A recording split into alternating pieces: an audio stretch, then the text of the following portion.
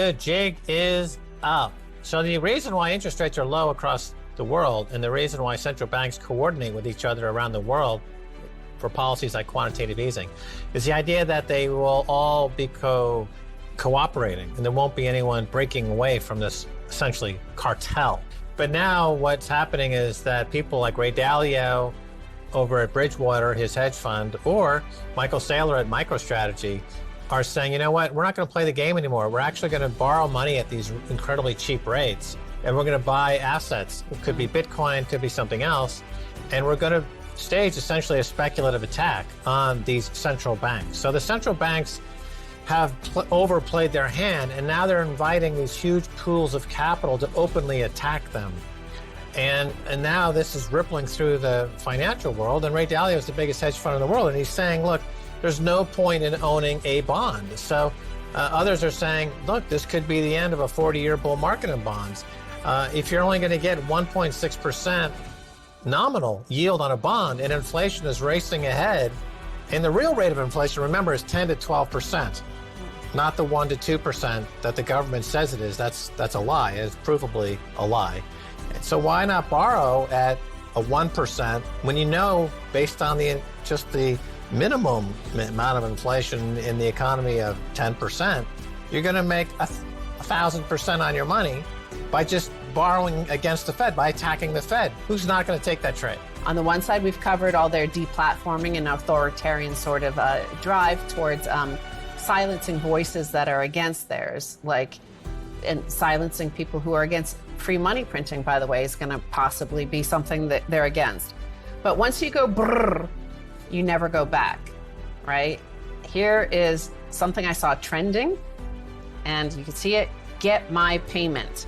That was trending as everybody wanted to know. They were tweeting at Biden saying, when am I going to get my payment? When am I getting my money? Where's my money? Remember, this is the theme going forward. This is what Ray Dalio sees. He sees that this shift in consciousness, why do we need to pay taxes when you could just print? Give us more money. You did it last year, you could do it this year. Why do I have to go back to a job that I'm going to earn like 20, 30, 40% less than I was making sitting home?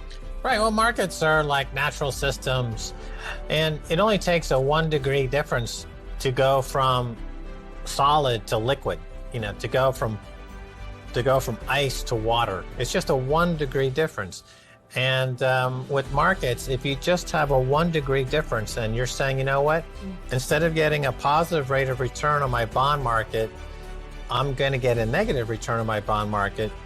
And that could be even 1 basis points different, 1/100th of a percentage. It moves the entire psychology of the market, flips it 180 degrees. And now, instead of all these hedge funds and central banks cooperating to keep that status quo going, they're now attacking the central bank and the money printers with this borrow to spend on assets, change.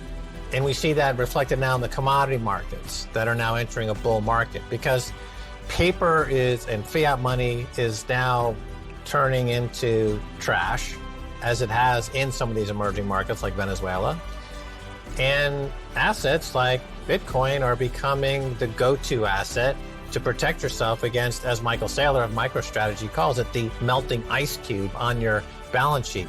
Cash is losing, according to MicroStrategy's CEO, Michael Saylor, 15% of its purchasing power per year. Why would you hold on to something like that when you have a Bitcoin that's appreciating on average 200% a year for 10 years? It's a pretty simple trade once you see the raw numbers.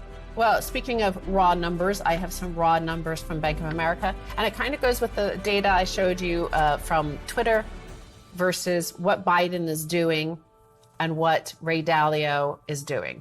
So Ray Dalio is saying he's borrowing to invest in real assets because he sees Biden, before that Trump, borrowing big to give to people, pour it into bank accounts of everybody so they seem fair, right? But in fact, it's going to a huge percentage of people who don't actually need it. And you can see that in the data in terms of what Bank of America did. So then they pour it into Bitcoin. So like 400 billion is going out in last week and this week.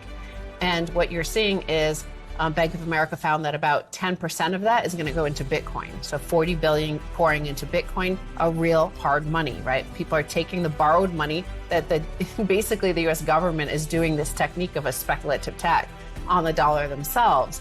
So the survey of investors by Bank of America shows that more than half in each income bracket from 30,000 to 120,000 plan to save their third stimulus check. For the lowest income group, substantial portion then goes to food, clothing, and necessities. So look at that gap. 53% is all that the people earning under 30,000 a year. Those people can only afford to save 53% of it. The rest is going on food and rent. So that's the gap between 53% and 79%. So slowly, those who are earning 120,000 feel very good about themselves because they told Biden to give these $1,400 and $3,600 for children under 6 and all this stuff. But it turns out they made sure they're getting the money too, and it's all going to them building up assets, building up the wealth that Ray Dalio himself is also doing. So they get to act like Ray Dalio. These guys at the bottom will always be the investment at the top is causing the inflation, right? The money printing is causing inflation. So it's going to be running in place for the bottom 30 people earning under $30,000. And so you see it in the actual data, like what happens, the discrepancy, how the wealth and income gap keeps on going further and further and wider, despite you being so supportive of these policies that actually cause the situation, destabilize the situation. Right. Well, this also tells us something remarkable. Up until maybe a year ago, that bottom distribution of money to under 30,000 would have been 100% spent. None of it saved at all. And that would have increased the so-called velocity of money. And the Fed could look at the velocity and say, you see, we're causing growth.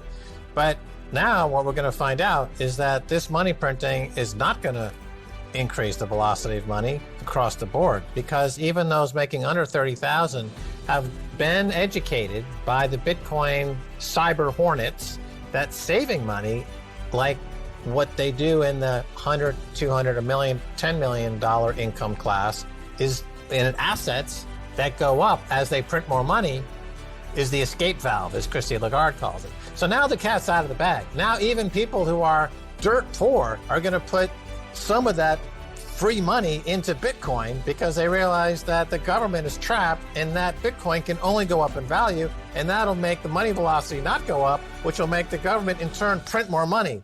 So this is a beautiful situation where those who are saving money, like Ben Franklin did, penny saved is a penny earned. Suddenly that lesson is writ large, and 200 million, 300 million Americans who are saying, you know what? Ben was right. The Fed, like Franklin said, the reason we had the Revolutionary War of 1776 was to get rid of the Bank of England. That was the primary reason. Here we are in 2021, finally understanding that lesson across America, coast to coast, 330 million people saving and saving more.